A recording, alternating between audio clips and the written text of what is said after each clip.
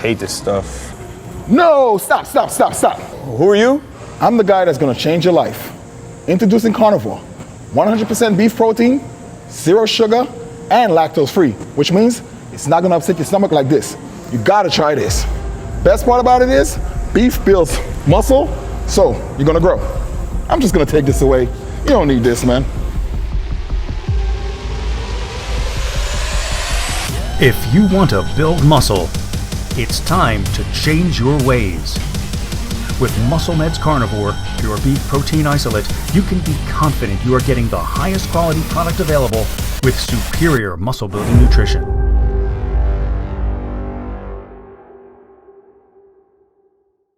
Hey everybody, welcome to another awesome episode of FAC Attack, starring IFBB Pro and contest prep guru Fakhri Mubarak, all the way from New York. Please welcome the FAC. What's up, dude? Thank you, Ron. Thank you very much, man. I appreciate it. How you doing, man? I'm doing great. How about you? Very cool. I'm doing well. Thank you, man. Thank you for asking. Yeah, and as we said before, you're also a frequent guest on one of our other shows, MD Muscle Talk, and I find you one of the most entertaining contributors on that show, of course. So if you guys haven't checked it out, check it out. FAC does a great job on that show, for sure. Thank you very much. Yeah, thank you, Ron. So you come up with the topics for these, and you came up with a great topic this time, longevity in bodybuilding. And who better to talk about longevity than two old guys like us? This year will be 40 years of training for me. I competed for 24 years. I know you've been doing this a long, long time yourself. So between us, we have 1,200 years of experience. So, man, between us, we have almost 40 years. I mean, 80 years. Imagine that. It's almost 100 years, guys. 80. So, but let's first of all, longevity. Why should you want it? Because I know some people get into this and it's something they're trying out. It's like a hobby, but a lot of people do not stick with this. There are very few people, like for instance, we both know, are you 50 now? You're almost 49? 49, yeah, 50 next year. So you've known tons of guys over the years who started out strong, did it for a while, and they're long gone. Most of these guys, you could look them up and they haven't touched a weight in 10, 20, 30 years, some of them. So first of all, what's the mindset that you need or the passion that you need to do this bodybuilding life, to live this bodybuilding life for your whole life and not just for a couple of years? Yeah, so that's a pretty cool question. So the other day I was in the gym and I was working out, right? So this kid comes over to me and goes, "Man, you worked out with my grandfather." I'm like, "Your grandfather?" He goes, "Yeah, you worked out with my grandfather, topped this gym in Queens." Wow. I'm like, "Oh, okay." Yeah, he goes, "Yeah, but you also worked out with my dad." I'm like, all right. So we started talking a little bit.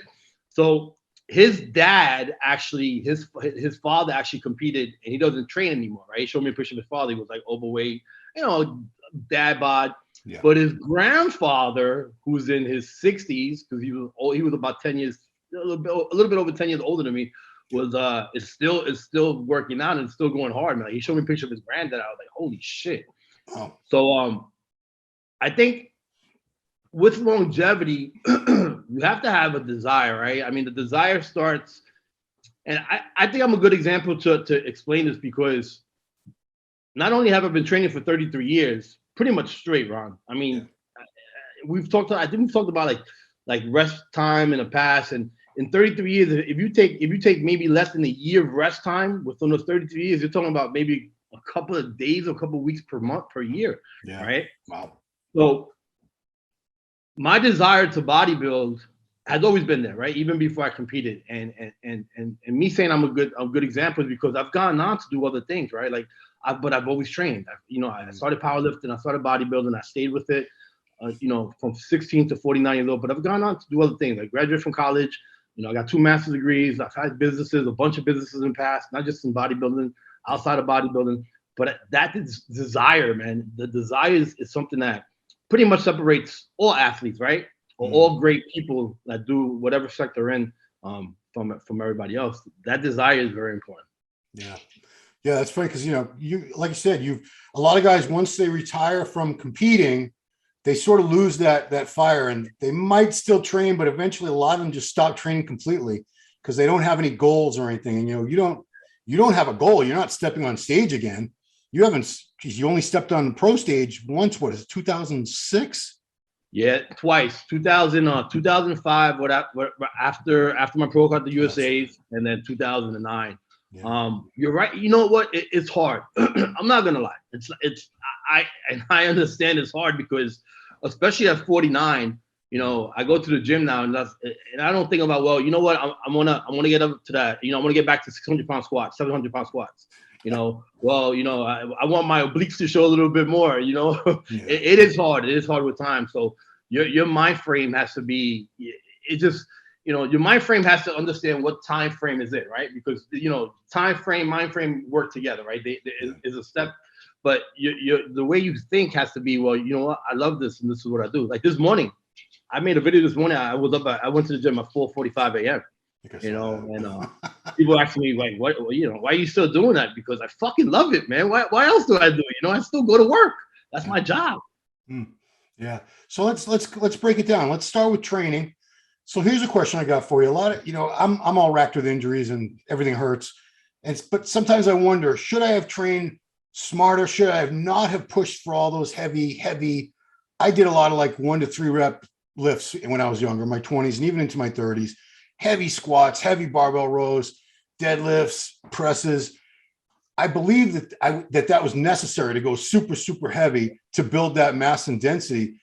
But now I wonder, should I have cycled my training where maybe I shouldn't have gone crazy heavy all the time? I should have had, they call them like deload weeks, but just weeks where I did more reps, supersets, things like that. And I never did that. It was always heavy. That's the only thing I understood. The only thing that felt like training to me. And obviously, as you get older, you can't, I don't train that way now for most things because I just can't. If I could, I still would. Believe me, I still have that craziness in my head. But but we just mentioned Dexter Jackson before when we were talking before we started. He's a guy who adjusted his training as he got older, moved to more machines. And most people would tell you, no, your physique's going to go to shit. He was still winning Arnold Classics. I think it wasn't, he had won the Olympia not long after that. What I mean to say is he found a way to keep stimulating the muscle in a way that wasn't threatening his joints and connective tissues, because he recognized that he was getting into his 40s. And at that point he needed to change things up, or else, he'd be in a wheelchair by this point. So what's your experience been like as far as training and having longevity with training so that you can keep doing this and enjoying it? So I'm again, that's a tough question for me to answer, just because I still train progressive overload 33 years into it. Wow. I still go to the gym.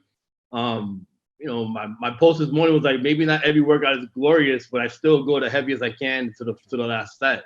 Right. So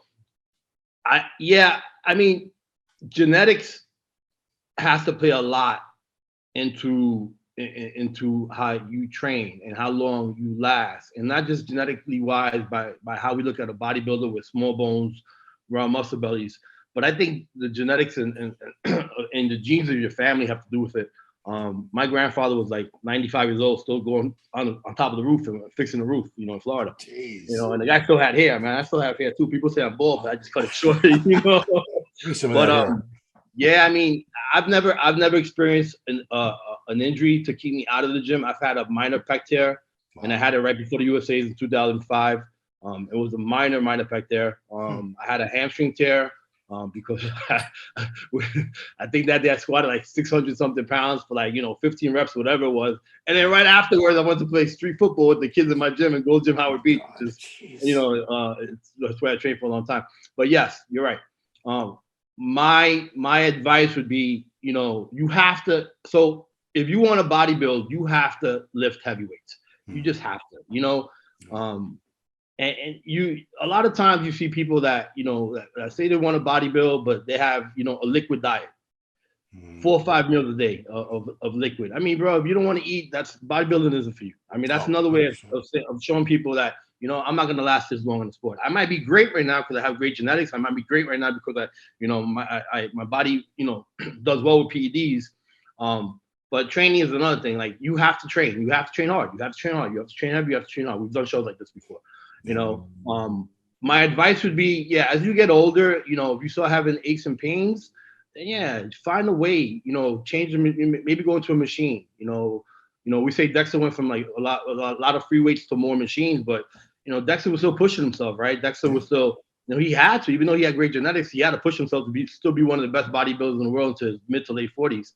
You know, so yeah, I mean, switch it up a little bit, find a way, you know, maybe instead of, you know, from a lot of people don't like the flat bench press after a couple of years, right? They hear all these stories and it just puts a mental block in their head. Scary. But yeah, they're scared. They get scared of it. And I've been around 12 pec tears myself. Oof. You know, 12 people have torn their pec with me training because they've always tried to keep up with me when I train. So that's one thing too. Another thing. So don't try to keep up with somebody else or try to be the strongest guy in the gym if that's not your thing, right? You're bodybuilding. So yeah, I agree. Change your training routine a little bit.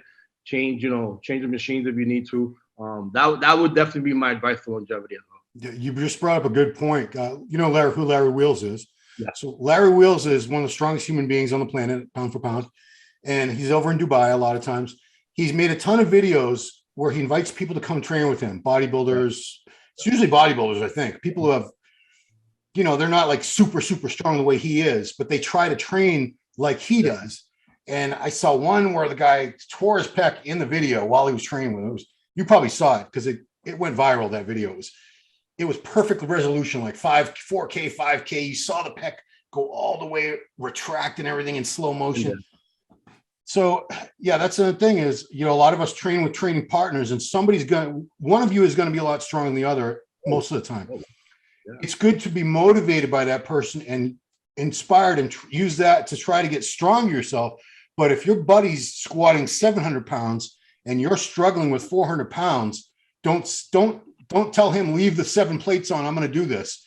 Yeah, that's a recipe for disaster. There has to be a healthy amount of, I don't know if you want to call it fear or just being cognizant of your limits to know that something that's 50% heavier than anything I've ever lifted before, probably not a great idea, especially things like the bench press, squat, the deadlift, where there's technique involved. 12 pec. I mean, I don't know how you're not traumatized, but and you still flat bench yourself? So man, sometimes I hate to talk about myself because people are like, you know what, he's been doing it for such a long time. I'm gonna do the same thing. Yeah. When I go up to a certain weight, and it's been this way for many years, for well over a decade. Definitely well over a decade, probably like last 13, 14 years. Yeah. I feel a certain pain on my, I don't know if we should talk about this, Ron. Well, this is just you. It's not going to apply to everybody watching. Yeah, I mean, my pec and my arterial delt, like I feel a certain pain when I come down, once I get to a certain weight, you know, and my crazy mindset as a bodybuilder is like, you know what? Fuck it. If I tear it, I tear it. You know, and I've never torn it. But don't do this, guys. Like, you know, it's hard. Sometimes it's very. Like, I've heard Branch Warren. People ask Branch Warren, well, you know, how you train like this? How should I train the same way? Branch is like, fuck no, don't train like me. Yeah. You know, I'm kind of the same way. I've never trained as wild as Branch, but I'm between like I'm like a Ronnie Coleman, Branch Warren, Johnny Jackson. You know, that's the type of way I've trained. Yeah, man. And some of those pec tears, Ron, you hear it sounds like a gunshot, man. You hear like a poof. Yeah, it's like a pop and then it go. Well, that's funny because, you know, Ronnie Coleman said he hurt his back squatting. This is like in '96. This is a long time ago, before he was Mr. Olympia. And he said he thought he heard a gunshot, and that was like his disc herniating as he was coming down for a rep. He was like, what? He didn't feel like the sharp pain. Maybe it was adrenaline, but he's like, what the hell was that? And he racked away and he's like looking around, like, what was that noise? And it was his disc popping. Yeah. I do want to add for people though, as far as avoiding injury, because, you know, you're very fortunate. You haven't torn. I've torn a lot of things, full tricep tear, partial pec, hamstring. Anyway, long story short, I had warning signs for pretty much, I'd say all of them. There was a warning. I knew during the workout, this usually was a set or two before that, something didn't feel right, but I'm like, no, I'll be okay. I'll just train through it. Yeah, don't do that. If you can feel something feels really off, there's a straining feeling especially where the muscle attaches, you're about to tear something, and that's your body's giving you the one last warning. It's like, okay, you stop now and you'll be okay. You want to keep going, that's on you, but that shit's going to tear. And that I have. Outside of the pec story I just told you about, you know, I have felt that in my quads. I have felt that in my hamstrings. And I still feel it on my biceps sometimes, right where the attachment is actually, you know, the lower attachment. I mean, you know, the the biceps attached to the shoulder, to the deltoid muscle, and that's attached to the pectoral. But my lower end of the bicep is what bothers me sometimes. Yeah, and you're right. Let's say I'm about to do preacher curls. I don't do the preacher curls. I might go and do concentration curls. Yeah. There was a couple of times that we were set to squat, and I didn't squat. I went, I did leg press first instead of squatting, and then I added another exercise. Back when I trained, or back when we trained, we didn't have 17 different squat machines, a pitch shark and stuff like that. So it was kind of hard, to change it around. But no, you're absolutely right. When you have the sign, when there's a sign for a reason. And that's one way to avoid injury and longevity. And we keep mentioning Dexter because you can't have a show about longevity and not keep bringing up Dexter Jackson. That's like the poster boy for longevity. I interviewed him many, many times when he was an MD athlete. He had a column, talked about his training. And one thing he would do is if he felt something weird, whether it was his chest, shoulder, knee, whatever it was, he wouldn't touch that body part again until everything felt 100%. Said if it meant I skipped 1 or 2 workouts or a week or 2 without training that, he said it was worth it because I know, you blow out a quad, you blow out a pec. That's all. You're going to be out of the gym for a long time. If maybe you'll never come back. So, yeah, and that's the toughest thing because we hate not to train. We hate missing workouts.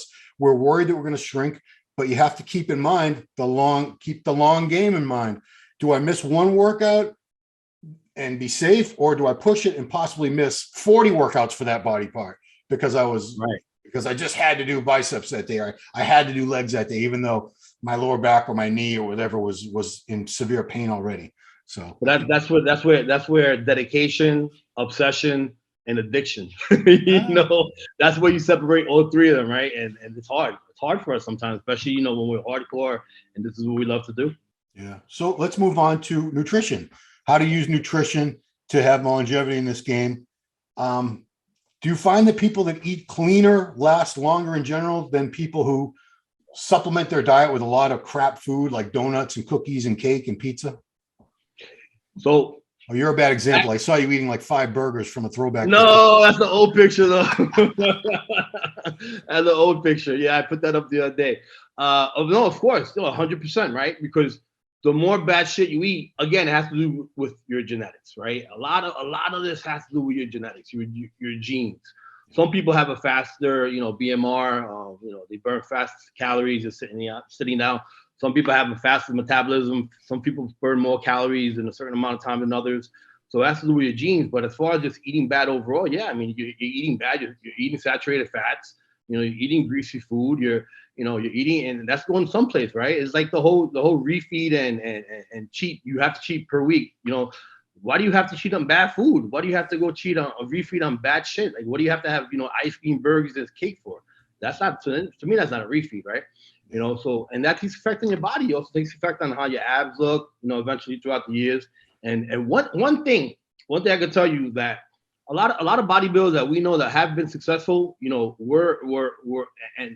have been successful and have won shows actually, which is the highest level of success in IFBB as opposed, compared to just winning the Olympia. Yeah. A lot of those guys that ate bad food and they showed what they ate, they had bad glutes.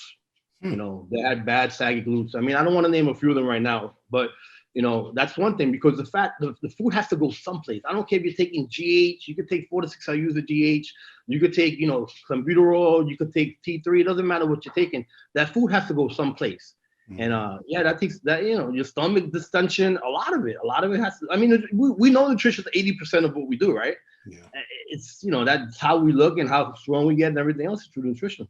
Yeah. And another thing is that we're talking about longevity. So health has to factor into this. And if you're eating a lot of trans fats, saturated fats, a lot of things like fried foods, it's going to go into your arteries. You're going to end up with calcium in there and blockage. And, you're probably not going to be bodybuilding when you're 56 years old. Not too many people, not people regardless, not many will anyway, but the food, your health, what you eat is a direct contributor to how healthy you're going to be. Like you said, genetics, some people can get away with eating a lot of shit food and it doesn't affect them as much, but the average person, small amount of time, they're very small. Those are like the people that don't have to do cardio. There's not many of them.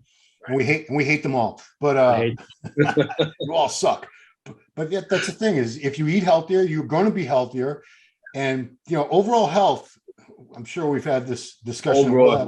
if you're not a healthy person, if your body's not healthy inside and out, you're not going to be the best bodybuilder. It doesn't matter how hard you train, how many drugs you slam. If your body's not healthy, your organs aren't healthy, you're not going to last very long. Eventually, you'll go into some kind of organ failure, and that's going to be the end of bodybuilding for you.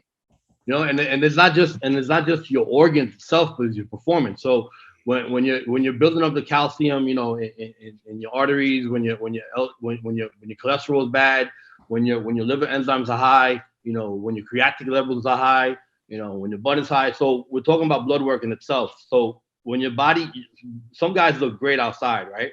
Fantastic. They look amazing. They look like Adonises, but inside their bodies, you know, they're not healthy. Unfortunately, you know, we've seen, you know, we've seen a few bodybuilders pass away, and we've seen, you know, their you know, what's it called after they pass away? The test they give them, the autopsy. Yeah, we've seen the autopsies, and you know, they had many things wrong with them. So, you know, that in itself affects your performance. So if you guys don't even care about your organs and your insides, at least care about your performance. I mean, it sounds stupid to say that though, but that's the mentality of bodybuilders. As long as I'm getting bigger and as long as I'm getting stronger, you know, I'm fine. But guys, yeah, Ron's right. You know, it's much more about health. I mean, let's look at the one example of someone who should be here with us now. He should be in the Mr. Olympia in the arm class. I'm talking about Dallas McCarver. Yeah. 26 years old. He was a child. He was just getting started. He had a whole career ahead of him. And on the outside, like you said, big, strong, tough guy, perfect body when he was in shape. He looked amazing. But inside, when they did that autopsy, they found all the organs were enlarged and everything. Yes, sir. He was a mess inside. And unfortunately, that was the end of him. And we, you know, forget about bodybuilding. That's a 26-year-old man who never got to live his life. Forget about our selfish needs of wanting to see him on the Olympia stage and all that a few times. This poor kid's not with us anymore. And the 26 is a kid. You haven't even think about when you were 26. He was just a young dumbass. I was. So I lived in Florida when Dallas passed away, and Dallas was in Florida as well. We actually, you know, started getting really close because we were at the Olympia one year, 2015, I think it is, 2016, one of those years. And at that time, I had started my supplement company, and his contract was coming up with BSN. So we talked about, you know, possibly bringing him on board to the company I had at the time, you know, and it was real discussions, real talks. You know, we had the money, you know, we had the money to invest. I mean, you know, you don't invest money, you don't get money back, right? They say scared money doesn't make any money. I knew Dallas was going to be one of the top competitors. I knew he had a chance of winning Olympia. So, you know, that X amount of money per month was worth it. You know, so we got really close, right? So I would talk to Dallas, you know, pretty much every couple of days through the text. We trained together a couple of times. And one of my main concerns was that, I mean, you know, I understand you're 300 pounds. Dallas was a huge man. He was an enormous man. He was just big. Ron, at that time I was still like, you know, I was still big myself, but Dallas would just like hover over me, like he would hug me and stuff. You know, so we talked a lot about health and stuff like that. And, you know, I think, you know, Dallas was somebody Dallas was addicted to bodybuilding, right? And like we said earlier, there's a fine line.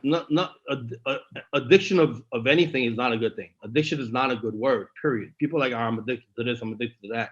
You might be obsessed with it. You might want to, that's what your mindset is every day you wake up, but addiction is a bad thing. And I think Dallas had that issue. And that's something that we, you know, you have to get blood work, guys. Like you have to.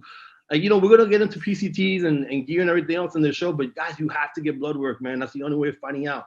And if you're scared to go and get blood work, that's already the number one sign. Like you're doing too much shit. You're in denial. Yeah, you just don't want to know. Hey, while we're on the subject, blood work is one thing, but the past couple of years have also shown us the heart. You got to get the heart scans, the echocardiograms, the calcium scores, because 9 times out of 10, when a bodybuilder goes, it's the heart.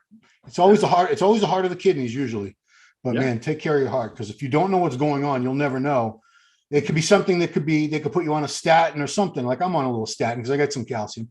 There's heart disease is the number one killer in the US, regardless of who you are, what you are, bodybuilder, regular Joe. So take care of your heart. There are cardiologists out there. There's people who are going to help you and work with you to make sure your heart's in good shape. If they need to put you on some medication, whatever, they'll do it. They'll usually.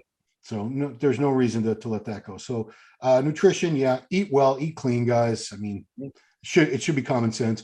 I mean, I guess enjoy yourself a little bit though, but just, don't when if you're trying to put on 30, 40 pounds and you're eating bad shit, just think about the whole concept. I'm trying to put on 30, 40 pounds and I'm eating bad food. So when I compete, what do I have to do? I have to work even harder to get that off. So it doesn't even make sense to go up in bad weight that way. It doesn't make sense to get fat. Well, that's a good point. I mean, bulking up, that's been the common way that bodybuilders handle off season. We bulk up, put on 20, 30, 40, 50 pounds. And then when it's time to get ready for show, now we got to take it all off. And going up and down in body weight like that, being overweight is a bad thing regardless. We're already overweight technically, even when we're lean, because we carry so much mass. Right. But, you put another 30, 40, 50 pounds of fat on top of that, you're like a ticking time bomb. Your blood pressure is going to go up, which untreated is going to screw up your kidneys. Obviously, we know it's bad for your heart.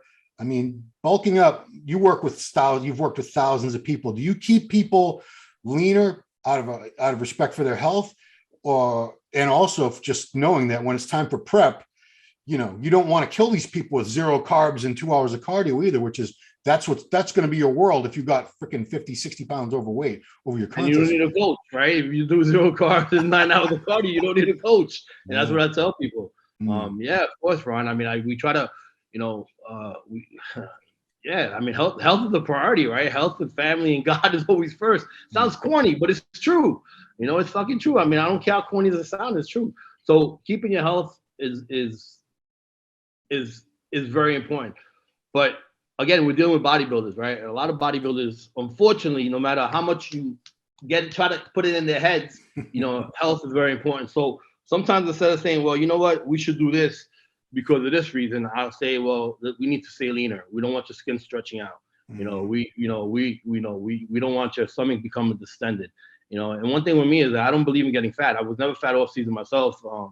I grew into my body, and more importantly, I think you have to have the excess calories, because if you never have excess calories, you're never gonna know what your potential is to growth, right? Calorie deficiency is when you're burning body fat and you're coming down. Yeah. For the most part, it's more directed towards natural athletes because they don't have the PEDs that some people use to help burn body fat and get holistically harder. But still, you need to be in some type of calorie deficiency compared to what you were. To be in a calorie overage, what I call calorie overage, eating enough food. Now, what do we do to burn off the extra calories or eat whatever micronutrients is going to be able to, is going to turn your body, turn your calories to fat, whether it's too much protein. Yeah, protein can get you fat if you eat too much of it. Whether it's too much carbohydrates, that can get you fat. And of course, fat, even healthy fats, because you're still over calorie overage. So what I do is I'll add cardio, for 3, 4, 5 days a week. But I won't tell them it's cardio, right? I say, listen, we're adding this because you're an athlete. I know my clients are not going to kick my ass by saying this, but I'm talking to you, Ron, and everybody else in MD world, so I have to be honest, right? Yeah. I add the cardio and say, you're an athlete. Get it in, right? Because we all bodybuilders want to be an athlete. So 4 days a week, 30 minutes, get it in. You're an athlete. So that's my way of keeping them, lean enough. Play sports, like go play handball, go play some basketball, be athletic. Don't just sit around the house, sleep, eat, and train, because that's going to be, that's what helps you become a better bodybuilder. But we're talking about health and longevity. And that's one thing I've always done. I've always played sports. I've always kept myself active, and I've always kept myself moving around, which is probably the reason why my joints have lasted. They weren't just, being tight and just going into workout and exploding, like a sprinter is. But I have different ways of keeping them in shape. I mean, the cardio is another way it's for general health. It's the only way you can really train your heart and your lungs, and cardiovascular, the whole vascular system. And training, another way, because I have to talk a lot of people into cardio, just like you do. A lot of people just don't want to do any cardio.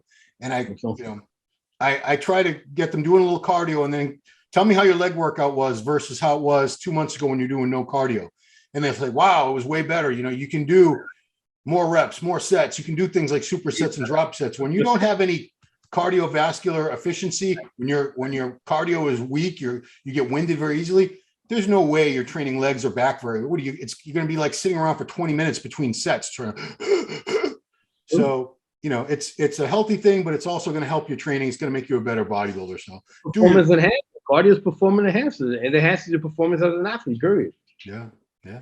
You all have your little earbuds and stuff. There's no reason not to do cardio. You can listen to free whatever music you want, podcasts.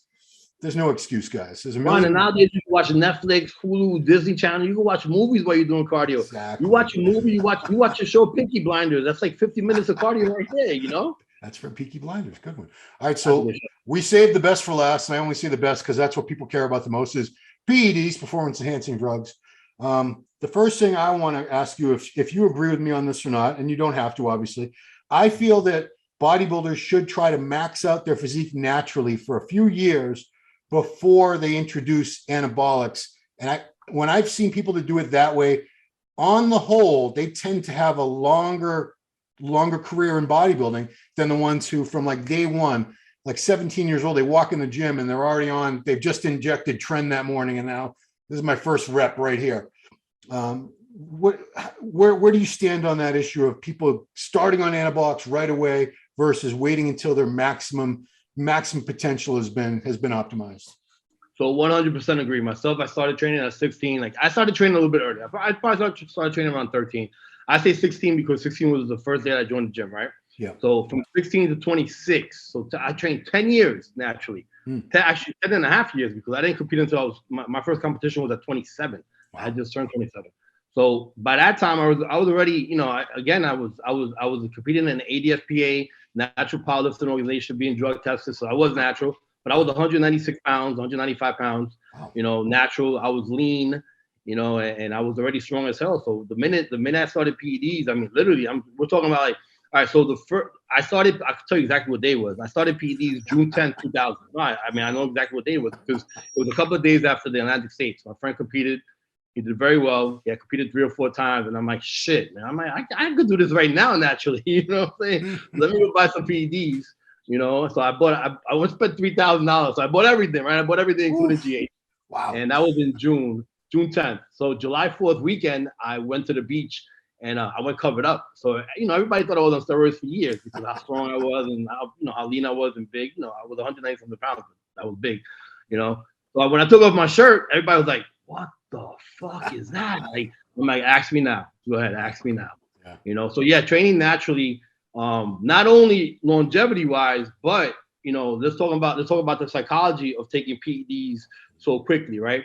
So once you start taking PEDs very early, you're used to taking them, right? And these are my gains, these are my gains, these are my gains. So what happens when you go on PCT, which we'll talk about? What happens when you go on PCT? Are you gonna go on PCT? Are you gonna last 40 days, 60 days on PCT?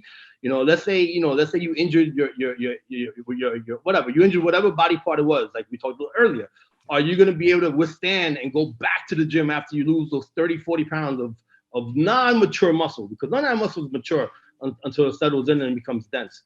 Let's say you get a job. Let's say you go to college. Let's say you have a job that you're gonna, you can't train for a couple of months. Are you gonna go back and continue training? Because you lost all that muscle because of PEDs. So yeah, you should train natural for a few years. Yeah, like I said, if you start right away, I think you become reliant on them. You've never made gains without them, and you're used to that artificial. It's you always have when you're on PEDs, and I can say this as a long time user. You always have a certain amount that's not yours, is borrowed, and you have to get when you go off the PEDs, you have to give some of that back. Some people lose almost all of it. Some people keep about half of it. But you're going to lose a substantial amount of whatever, because that's what drugs do. They artificially enhance the amount of muscle and strength that you have. Man, where was I going with that? I wanted to get the 2 examples of guys who waited, who maximized their natural potential, and they're 2 of the greatest bodybuilders of our generation. One of them very well from New York is Kai Green. Kai Green, yeah. Mike Coleman, the other one. We'll start with Kai because Kai was, obviously a genetic freak. He was competing as a teenager and as a natural pro. I think he was 19. He was already 5'8" and like 210 or 215 or something. Did you know him back then? So my first experience with Kai was the Fifth Avenue gym. I went there to train, and I had a bet with somebody of who was going to squat more, right? So yeah, it was that specific date, and so we're training and we're squatting here, and there walks Kai Green. And I looked at him, I was like, what the fuck? Who is this kid, man? And he must have been 15, 16 years old. You know, he was a couple of years younger than I was. And I was still young. I was still a teenager. I was probably like 17, 18 at the time. So I could attest 100% that Kai looked like that when he was young. So my point is, so he ended up going, you know, he went to NPC. He turned pro by winning the Team Universe at around the same weight. He was like 215. Nobody believed he was natural. Full shit. He did his first New York Pro naturally because he didn't look much different then. And people were still talking shit. Oh, no, he's not anything. He comes back like a year later. I think he had gotten some contracts. I think we signed him. MD signed him, but he had a good supplement contract. So he had some money. 2008 was it? 2007? It might have been, I think it was 07. It was around that time. He come back the next year, the New York Pro. Didn't look like the same person. It was like, was it like 30, 40 pounds of muscle in 1 year? Yeah, so here's a cool story about that show. So, you know, Kai had competed many times, and Kai and Ronnie St. Cloud were good friends. You know who Ronnie St. Cloud is, right? He's an old school bodybuilder from New York as well. Yep. You know, so him and Ronnie were good friends, and they would do a lot of a lot of dancing and posing and stuff like that on stage. Kai eventually stopped because he realized that I can't do this if I want to be one of the best in the world, right? Somebody must have gotten into his head, which was the right thing to do. But I was at that New York Pro, so I hadn't seen Kai probably since whatever show he competed last before that. I'm not sure if it was the New York Pro, the Ironman, whatever it was at that time, still going on. Yeah. So Kai comes on stage. And as we know, guys, you know, it might be an open show, but we pretty much know who's going to be in the first call out, second call out. You know, I mean, it's status. Let's be honest. You know, and not favoritism, but it's status because we know the physiques that are coming out, how good they are, and everything else. That's why me and you and everybody else online or in this world can make predictions. Right. I don't think anybody predicted Kai that day. So Kai comes out, right? You know, you come out of the lineups. And everybody was like, what? Especially because it was New York Pros in New York City, was in BMCC. Everybody was like, what the fuck is going on here? Yeah. You know, so the lineups go. And now they bring up comparisons. Kai's not in the first round. Kai's not in the second round. I think Kai was either in the second. I think no. I'm pretty sure Kai was in the third round. Third call out. Wow. Yeah, third round call out. Right. So now he destroys that lineup. So now they bring him back out with the second call out. But how are we going to get Kai from like 15 into the top 5? That's going to be really tough, right? So I think Kai finished 6th that day, 6th or 7th. I think it was 6th. And then if my memory serves me right, Blackman signed him to Muscular Development that week. The next week after that was the Keystone Classic that Dennis Wolf won. And then I went on to win the Colorado show. Right. If my timeline is correct. But I mean, when Kai came out in 2007 run, it was over. It was like, what the hell happened? Because he trained naturally those years. Right. And he optimized, he maximized his natural potential.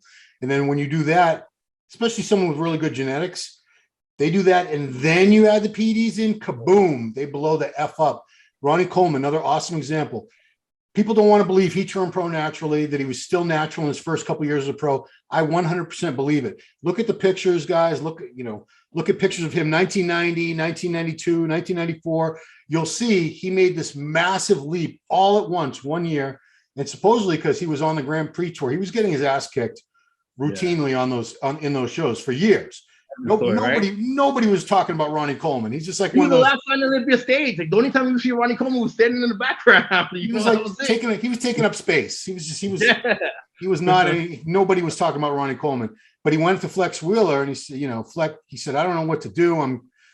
I think he was thinking of quitting at that point, quitting competing. Yeah. He just was not doing very well. And Flex asked him, what are you on? And Ronnie was just so naive. I'm sure he knew that there were steroids and all that, but he had no idea that he had to use them to be beating these guys. And long story short, within a year now, Ronnie starts going from this guy who was always like 10th, 12th, 15th place. He starts winning shows. A couple of years after that, he's Mr. Olympia, and he stays Mr. Olympia for 8 years. Yeah. So huge example. If those aren't two good examples of why you should wait until your natural potential is fully realized, I don't know what else to tell you guys. Great. But let's get into, how can you be smarter about your PED use so that you can last for many years in this game? Because we've both seen people that went hard and they were like a shooting star. They burnt out so fast. we could even name some pros from your area that were monsters, and then boom, all of a sudden, Cap doesn't mind if I talk about him. I know Caprice Murray. Caprice was massive. He was massive, huge. Marvel cartoon. He was crazy. He was awesome. What'd they call him? They had a nickname for him, but anyway, he was massive, and he went hard. It was I don't know if it was his coach that was partly responsible. It wasn't you. It was a different guy who's since passed away anyway. But he had severe. It was his kidneys. I think something. He had severe health problems. Yeah, and it took him out of the sport way too soon, because he was only a pro for a brief time, and he was on the rise. If he had been around by the time the 202 class came around, and then 212, he would have been destroying that class, no doubt in my mind. So Caprice is another one that, we when we were young, we didn't have social media. We heard lores and stories and these crazy myths about people, right? Yeah. So I remember going to train in Manhattan one day. Again, I was young. I think Caprice is also. I started late competing, guys. I started late. Like I said, I started late at 27. Yeah. So Caprice was already competing. I think Caprice was team nationals, right? The year Branch Warren did. I think so. Caprice Murray, I think it was the same. I mean, if you look at that team, whatever year Branch, I think Jay Cutler did that show too. Yeah, that was. I'm going to say it was 92 team nationals where Jay won the heavies and Branch won the light heavies and won the overall. Yeah. He beat Jay. Yeah. Yeah. If you guys go back. So Caprice might have been the middleweight winner at that show. Well, I know. I'm pretty sure Caprice competed at that show. Ronnie St. Cloud competed at that show, but it was like 7, 8 future pros in that show. It was insane. Yeah. So when I went to train, here comes, they're like, oh, Caprice Murray's coming. I'm like, all right, how big can this guy be? He walks in, and I'm like, wow. Yeah. Like you see the difference of genetics in people in gym class. I played ICYP football. I played Bayside Raiders football. You see the difference in athletes and when, and even in their build or in their athletic ability. But in bodybuilding, when you see somebody look like you're wearing like 3D glasses and they're popping at you and just walking at you, you're like, holy shit. But Caprice was a cartoon figure, man. He was really a cartoon figure. Yeah. So, like I said, you've worked with so many athletes over the course of years and years. How do you help these people stay healthier in the long run? Is it keeping doses down to moderation? Is it taking time off? Is it proper PCT? Are there certain health supplements? What are some of the things that you employ as a responsible coach to make sure these people are doing it in a safer way? Because I'm not going to say there's a safe way to do what we do with PEDs as bodybuilders, but there is a safer way. So the one thing, you always have to have a baseline starting point somewhere, right? We, especially nowadays, or even back then, it was a little bit more simpler because you had guys that were really big but they weren't as conditioned, So we're talking about the elite of the elite were the elite, right? That's why they were called the elite. But back then, you could have done lower dosages and just won a condition. But just overall speaking about PEDs, you have to be able to maximize the doses you're on. That means if you're on 500 grams of test and you win the novice division, that does not mean you go to 750 to try to win the open, or you don't win the open 4 months later, you go up to 1,000 to try to do the last show of the year. You have to maximize, and it's patience, man. It's not like this is a long marathon. This whole entire show is about longevity. So this is a long marathon. So what I do as a coach, I'll maximize, the amount of PEDs, for an athlete, and by maximizing, let's talk about PEDs, right? Because we're on top. Sure. But, let's talk about, bodybuilding. So 250 milligrams of tests per week is considered HRT, right? 7 days, 10 days, 14 days, depending on how your test, responds to the actual treatment and whatever doctor you have. Yeah. So for me to compete, you have to start at 500 milligrams. Because that's a little bit above HRT. Now, 500 milligrams, let's say I get somebody who's brand new, who's never competed before. Well, what have you done in the past? If they have done PEDs, I'm saying, all right, so tell me what you have. If it's too much, I'll be honest with them. And I get this all the time. Like, there's a few competitors that were teenagers, right?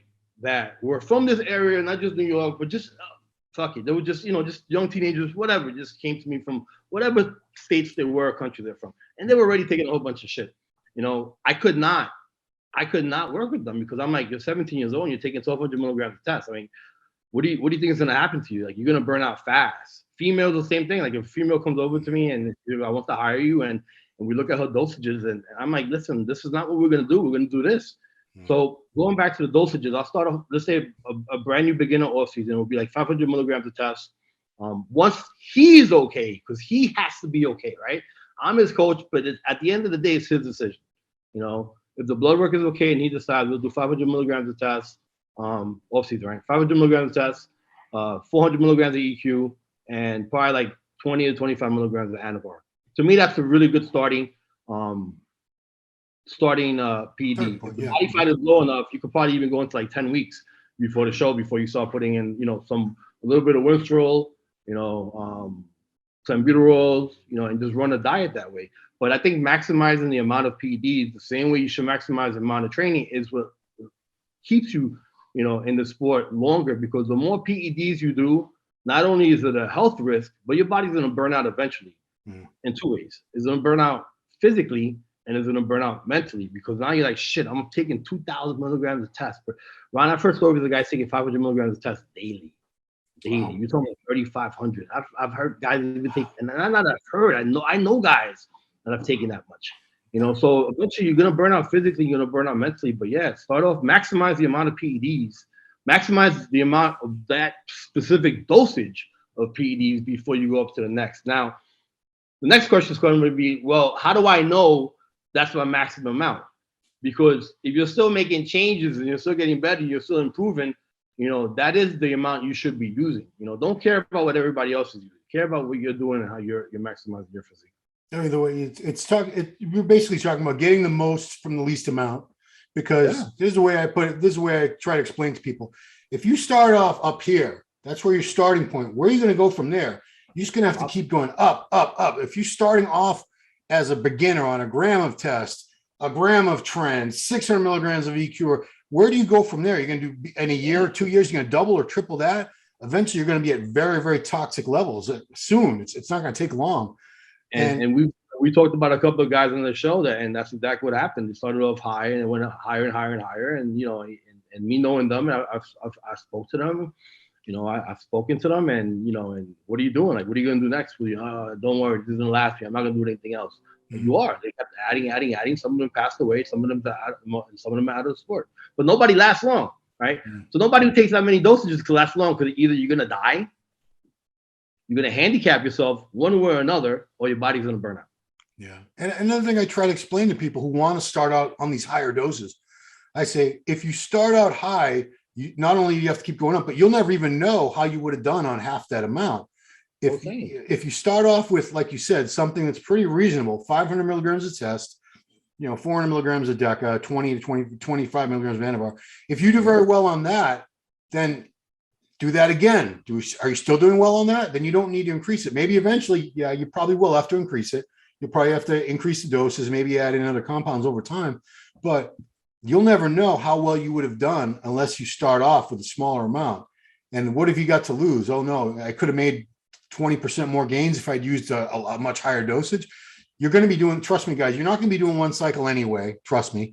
You're going to be in this shit forever. It's most people cycle for anywhere between 10 and 30 years. People that I know. I mean, I've been on and off since the late 90s myself. So I'm still here. I'm moving on to HRT. But regardless, the point is, you can't stay on these high doses for years and years. Mentally and physically, your body, you're going to shut down. You're not going to last.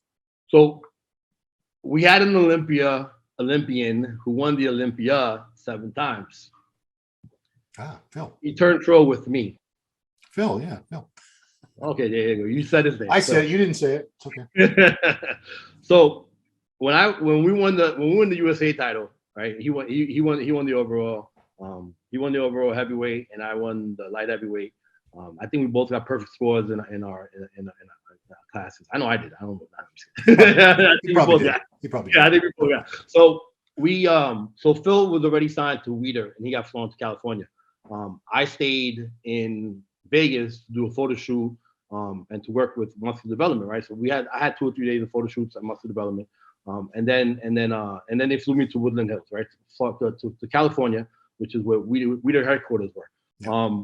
So my first day there, you know, I was still, you know, I was still a young guy, cocky, egotistical, you know, in my own way, right? Like very not egotistical, but very cocky, meaning confidence and very, you know, very competitive. I was always competitive. I still am in everything I do, right? So I get there and I'm eating breakfast, and here comes Phil Heath, and he sits down in front of me. He goes, "Hey, what's up, man?" I'm like, he goes, "Hey, what's up? I'm Phil." I'm like, "I'm Factory," you know. So he gets up and he leaves. He walks away. Wow. Next day, he goes back, slammed the shit on top of me. He goes, "Listen, me and you gotta talk." You know, so we start talking, and we get into the reason why I'm telling the story is we get into like usage. So he tells me, like I'm telling, like we're talking about like what we're doing and blah blah blah. So he's telling me, you know, what he's doing. I'm looking at him. I'm like, this guy's full of shit. You know, like I know what I'm doing, which wasn't much. I'll tell you exactly what I was doing. I won the UFC title on 750 milligrams of test. My contest prep, 750 milligrams of test, 400 milligrams of EQ, 300 milligrams of Tren, 300 milligrams of Masteron, Clenbuterol, T3, and GH. That's what I wanted. That's what I wanted to teach. The whole USA light heavyweight, perfect scores, all fives. Walked away. I came out. You know, you could ask Steve Blackman this question. You ask Flex Wheeler this question. I thought I did something wrong. I looked like shit because nobody said anything in the audience. You know, the whole audience was like quiet. So I'm like, I'm hitting my mandatories. I'm like, what the fuck is going on? And I start hearing, "You freak, what the hell is this?" And I'm like, all right, I'm doing good, you know. And then Steve Blackman ran behind the curtains and he goes, "Here's my card to call me," right? So now Phil's telling me, you know, what he's doing. I'm like, this guy's full of shit. So I have 2 masters of psychology. I already had my first master of psychology. I was already very, you know, I was very, very smart at my age, at a young age. So I start picking his brain, and I sit there, and I'm like, wow. I'm like, this guy's fucking telling me the truth. Like, this guy's not lying. Like, his description of what he was taking and not the description of the PEDs and what he was like, it was like innocent child dosages. Wow. You know, so that's an example of dosages. Now, throughout the years, you know, me and Phil became friends. What I can tell you guys is that Phil went up in dosages very slowly, even until his first, second, you know, Olympia title. And Phil didn't touch many things until he actually got to the Olympia stage. So if that's not an example, and I'm telling you this myself. He's gonna tell you the same thing, but he's an athlete, and you know, everybody thinks athletes lie because there has to be a secret. We've talked about this before. If Phil looks that way and I look this way, Phil must be taking 5 times the amount I'm taking. But it's not. It's not true. I'm telling you guys, like, I know what Phil took. I know what a lot of guys take. I prepped a lot of guys to the pro cards. You know, it's just like we said, Ron. You have to maximize yourself, and Phil's a great example of it. Yeah. I mean, that's the thing that I think a lot of people obviously fall into the trap of thinking more is better. And, you know, they try to compensate for lesser genetics by using, and well, you can work hard. And they also try to slam grams and grams and grams. Like, well, if this guy's beating me on, you know, 2 grams, maybe I should do 4 grams or 6 grams. And then I can finally beat him. And, you know, or if this guy's really he has to be taking 2 grams because he looks like that. He has to be. Right. Well, I bet, you know, I'm not going to ask you and you're not going to tell me, but I bet if you told me what Phil turned pro on at the USA, everybody would say, "Fact, you're a piece of shit liar. You're covering for Phil. You're trying to make Phil look good. There's no way." Or Phil was lying to you. They would not believe it. I promise you they wouldn't believe it. Well, let's talk about Dennis James and Tony Freeman because I prepped them as well, right? Okay. So at the end of their career. So Dennis James, Tony Freeman, Hall of Fame bodybuilders, right? We could both agree on that, right? Yeah. 2 of the greatest bodybuilders. If you have like an NBA 75 anniversary list or something like that, they're gonna be on the list, right? So I remember and this is both of them.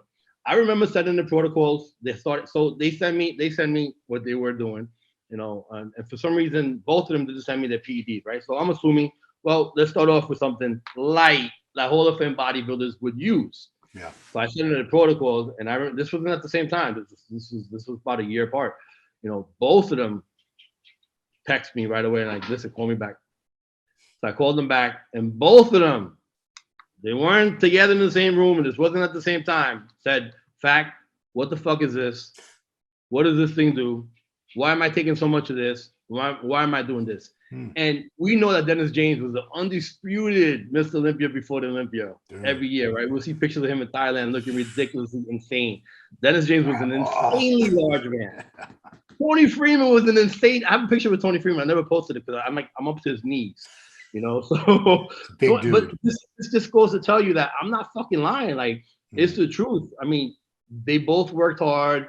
Phil's an incredible hard worker himself. He was an athlete. He has an athletic mentality, overall speaking, not just bodybuilding, but just overall.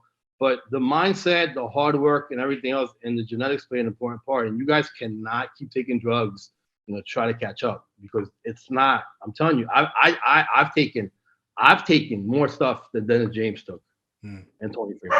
Wow. So I guess the last aspect of that is taking time off, because you've been on strictly TRT for a very long time now. That I think the hardest thing for bodybuilders who use is taking time off, because even with PCT, eventually you're going to get to the point where you just can't wait to get back on drugs, because you look in the mirror and you don't look the way you want to look. You don't feel the way you want to look. The work, you're not getting the pumps in the gym. You're not as strong. Everything is like worse, because you were used to that enhanced reality, that body that was chemically assisted. So, how do you talk to guys about taking time off? Because I personally think that's the toughest part is coming off time to time, psychologically. Of course, yeah, 100%. I mean, I've been off since 2018. My last full cycle was May 2018. I actually didn't start PCT until this year. I started PCT in January of 2000. I'm sorry, last year, January 2022. TRT. I wasn't really TRT. Yeah. Okay, So I started taking 250 milligrams. I said PCT. I'm sorry. Yeah, it's okay. TRT. Gotcha. Yeah, I started taking TRT January 2022. I was every 10 to 14 days and blah blah blah blah. So now I'm pretty much every 7 to 10 days. That's what I'm taking. Until this day, I'm 49 years old, Ron. I still go to the gym. I wish. I think I posted this a couple months ago. I'm like, I feel like crying. Like, I'm in the gym and I feel like crying because I cannot do what I used to do. Yeah. So it's a mind fuck. The good thing about most of my clients that hire me, and you have to trust me, right? Because I won't work with you if you don't trust me. Most of my clients, almost all my clients that hire me do trust me. I would say a good 90% of them. The ones that don't, we usually don't work out. If you're gonna tell me, well, I did this instead and I did that instead, I thought this was better, I'm like, all right, so good for you. Go find another coach. Why don't you just coach yourself? So the way I work PCT is, if you hire me and you've been on a cycle if you've been cycling for a few months, or sometimes you guys will come off, Ron. Yeah. A couple of years, they don't come off. They run the shit straight through it, and it kills me. At least thank God when some of the blood work comes back, even their blood work is okay. So if they've been on for a while, we'll run the blood work. If the blood work is okay, well, we're gonna come off regardless, right?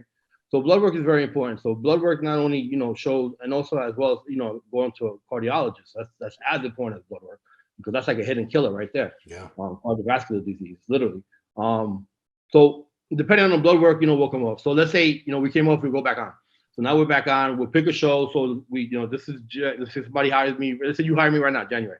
So this is January. We're looking for a show in we're looking to do nationals, right? We're nationally qualified.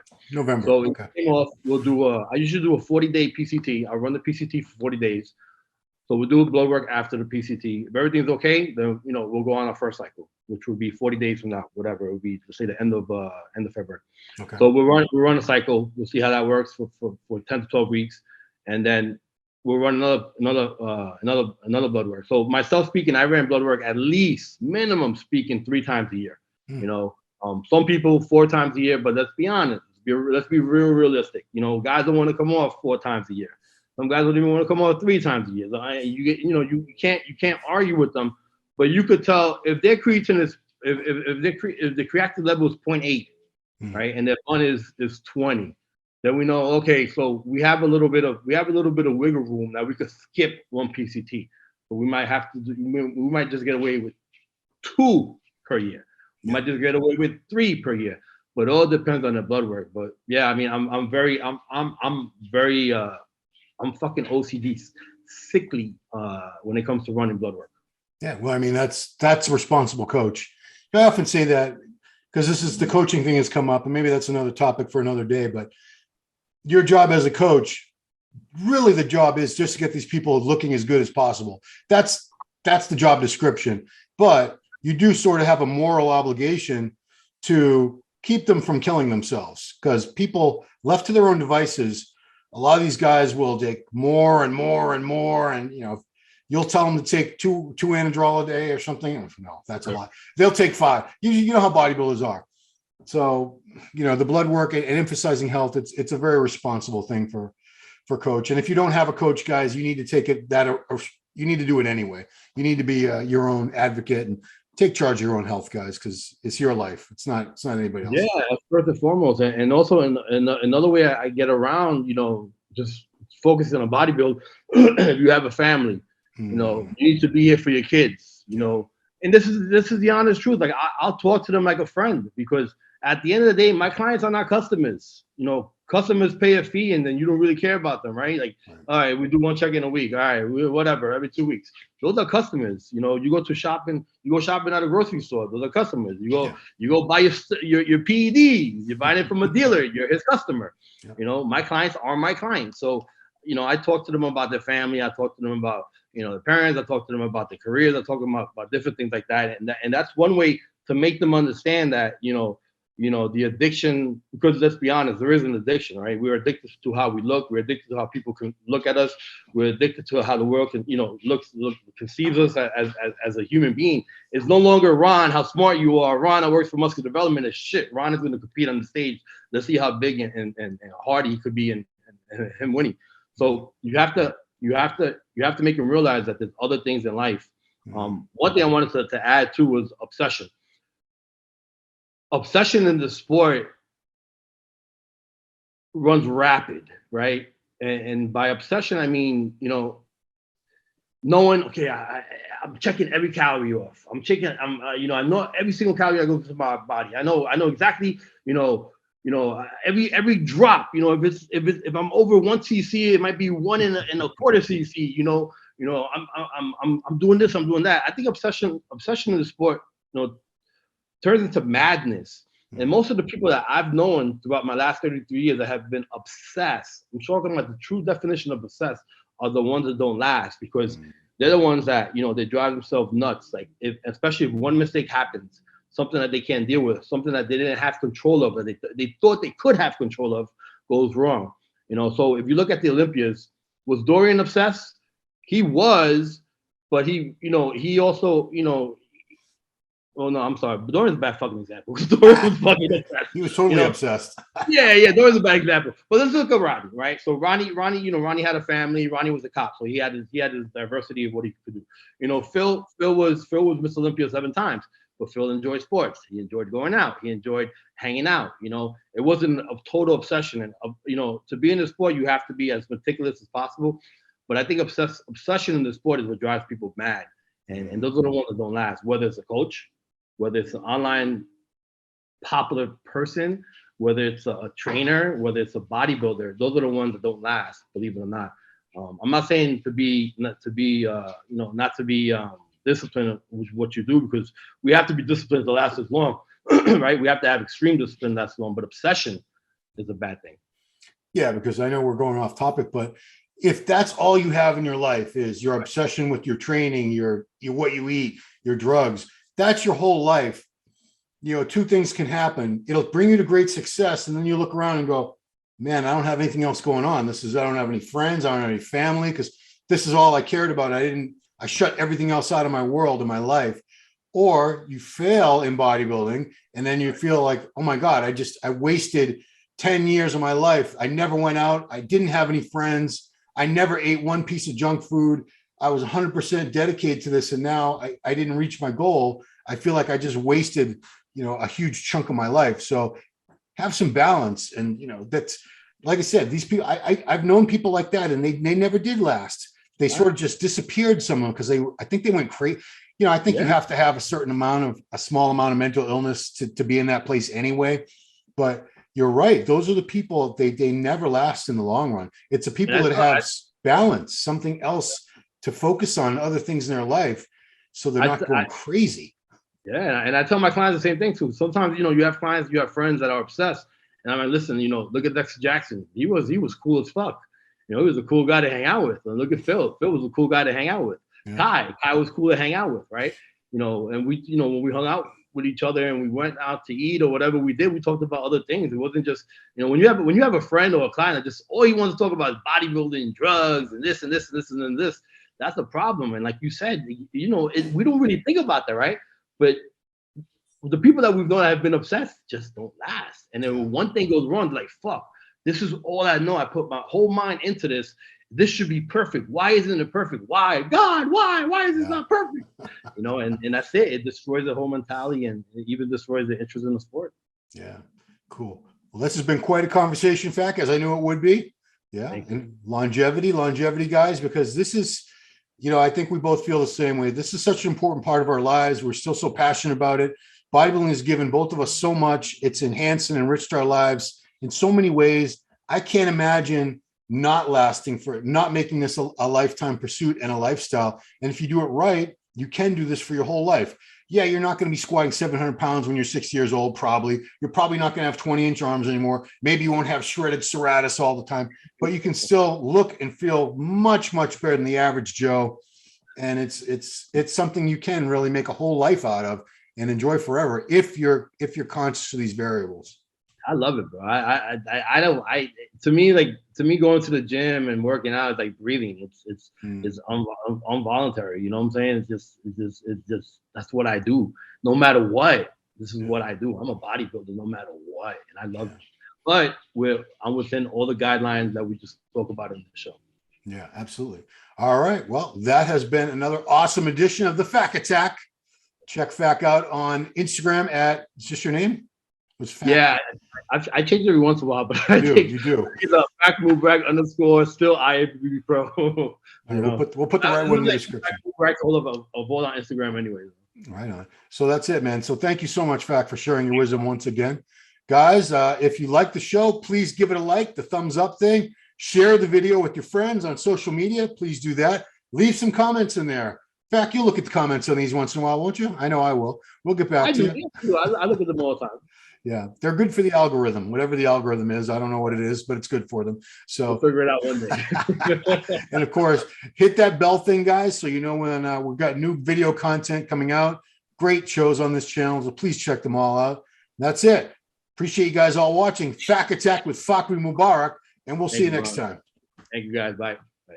Hey, did you like that video? Smash that like button, subscribe to MD, and please comment down below. Thanks for watching. Brought to you by Musclemeds. Musclemeds is the creator of Carnivore Pure Beef Protein Isolate. Beef builds muscle, and Carnivore is the world's #1 selling beef protein.